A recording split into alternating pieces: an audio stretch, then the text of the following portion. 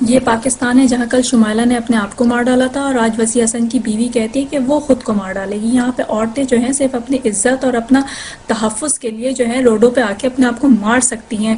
یہ حکمران نہ ہم کو تحفظ دے رہے ہیں نہ ہم کو انصاف دلا سکتے ہیں، صرف اس وجہ سے کیونکہ یہ جو ہے دوسروں کے ہاتھوں بکے ہوئے ہیں، یا یہ وہ حکمران ہیں جو کہ جاگیردار ہیں، وڈیرے ہیں اور صنعت کار ہیں۔ یہ آ کے زبردستی ایوانوں میں جعلی ووٹ لے کے جعلی ڈگریاں دکھا کے جو ہے بیٹھ جاتے ہیں۔ ان کے گاؤں میں جا کے دیکھو غریبوں کا کیا حال ہے، انہوں نے غریبوں کو زنجیروں میں جکڑ کے رکھا ہوا ہوتا ہے۔ یہ جو ہے ان کو 2 وقت کی روٹی نہیں دے سکتے۔ یہ وہی غریب ہوتے ہیں نا جو سارا دن اور رات محنت کر کے ہم سب کے لیے اناج اگاتے ہیں، ہم سب کے لیے کھانا اگا رہے ہوتے ہیں، ہم سب کے لیے جو ہے محنت کر رہے ہوتے ہیں، یہ ان کو زنجیروں میں جکڑ کے رکھتے ہیں اور پھر زبردستی آ کے ایوانوں میں بیٹھ کے جو رہی صحیح قوم ہے اس کے اوپر جو ہے یہ راج کرتے ہیں، اپنی مرضی کے قانون بناتے ہیں، وہ قانون جن سے صرف ان کو فائدہ پہنچے، غریبوں کی سننے والا کوئی نہ ہو۔ اس قانون کو یہ آئین کا نام دے دیتے ہیں اور آئین کے ذریعے جو ہے یہ ہماری قسمتوں کو لے جا کے جہاں دل چاہتا ہے ڈبو دیتے ہیں، جس سمندر میں چاہتے ہیں ہم کو پھینک آتے ہیں۔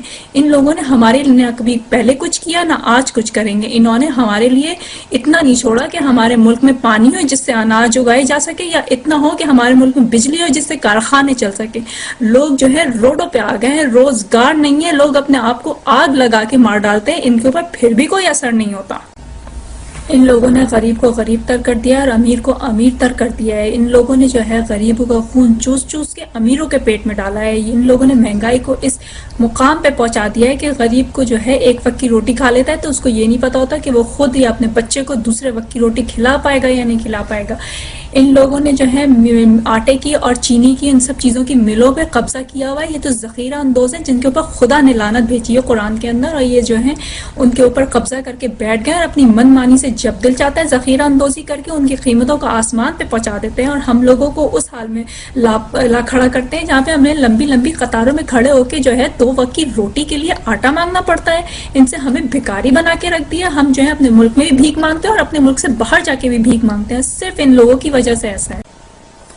یہ ہم کو کیا تحفظ دیں گے؟ یہ تو خود 20-20 گارڈ لے کے چلتے ہیں روڈوں پہ، اور جس کا دل چاہتا ہے اس کے باوجود ان کو آ کے مار دیتا ہے۔ اسلام آباد کی روڈوں پہ یہ تو مار دیے جاتے ہیں، یہ ہمیں کیا تحفظ دیں گے؟ یہ ہماری حفاظت کر سکتے ہیں؟ آج جو ہے جب جس کا دل چاہتا ہے آ کے ہمارے درمیان پھٹ جاتا ہے، اپنے آپ کو پھاڑ دیتا ہے، اور ہم اس طرح 40 اور 50 لوگ ایسے مر جاتے ہیں جیسے 40 اور 50 کتے مر گئے، بلیاں مر گئی، جانوروں کو رون دیا گیا۔ یہ ہمیں کیا دے سکتے ہیں؟ انہوں نے تو اس ماں کو کوئی انصاف نہیں دیا جس کے 2 بیٹوں کو پوری دنیا کے سامنے پولیس والوں نے مارا تھا، روڈ پہ گھسیٹ گھسیٹ کے مارا تھا، ڈنڈے مار مار کے مارا تھا سیالکوٹ کی روڈ پہ، اور اس کے ساتھ کیا ہوا؟ وہ تو آج ویسی کی ویسی بیٹھی ہوئی ہے، رو رہی ہے، اپنے بچوں کے لیے انصاف مانگ رہی ہے۔ اور ان 5 عورتوں کا کیا ہوا جن کو دفن کر دیا تھا زندہ بلوچستان کی پہاڑیوں میں؟ اور ان 2 لڑکیوں کو، وہ 2 لڑکیاں کہاں گئی جنہیں کلفٹن میں جو ہے ریپ کیا گیا تھا، گینگ ریپ؟ اس کے بعد ان کا آج تک کچھ نہیں پتا چلا، ان کو انصاف دینے والا کوئی نہیں ہے۔ کون دے گا ان کو انصاف؟ یہ میڈیا دے گا؟ میڈیا بھی اپنی پسند کی خبریں جب تک چلاتا ہے جب تک وہ اس سے پیسہ کما سکتا ہے، اور اس کے بعد ہر چیز کو چلانا اور دکھانا بند کر دیتا ہے۔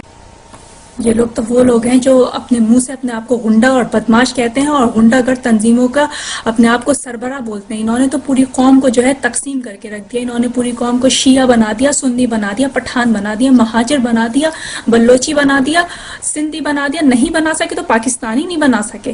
ان لوگوں نے آدھی قوم کو اس طرف دھکیل دیا کہ وہ اپنے آپ کو بم باندھ کے اپنے ہی بھائیوں کو مار رہے ہیں، اور آدھی قوم کو اس طرف دھکیل دیا جو کہ عیاشیوں میں اور شراب کے نشے میں جا کے پڑ گئے، اور ہمارے جو ہیں جوان جو ہیں وہ نشے کر کر کے جو ہے اپنی زندگیاں برباد کر رہے ہیں۔ یہ لوگ جو ہیں اب ہمارے اوپر کوئی نبی نہیں آئے گا، نہ اللہ ہمارے اوپر کوئی مسیح بھیجے گا۔ ہم لوگ کو خود نکل کے اپنی مدد آپ کے تحت جو ہے اپنا سسٹم صحیح کرنا ہوگا۔ ان لوگوں نے تو کرپشن کر کر کے ملک کو جو ہے کھوکھلا کر دیا۔ ملک تو 5 یا 10 دن کے اندر بینک کرپٹ ہو جائے گا۔ ان لوگوں نے کیا کیا؟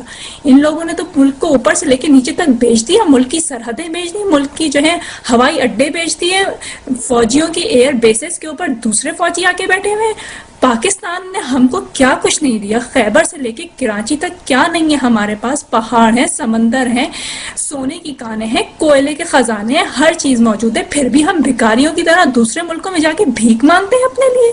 ہم لوگ اس لیے پیدا ہوئے تھے، قائد اعظم نے ہمیں اس لیے آزادی دلائی کی تھی کہ ہم جا کے غیر مسلموں کے آگے بھیک مانگے اور گھٹنے ٹیک کے بیٹھے رہیں، یا اپنے ملک چھوڑ چھوڑ کے باہر کے ملکوں میں جا کے بیٹھ جائیں؟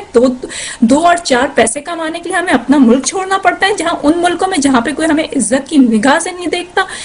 اگر ابھی بھی وقت ہے، ابھی بھی تم لوگ غلامی کی زنجیروں سے اپنے آپ کو آزاد کرانے کے لیے نکلو گھر سے باہر، اور ان کو بتا دو کہ تم لوگ ایک قوم ہو، تم لوگ متحد ہو۔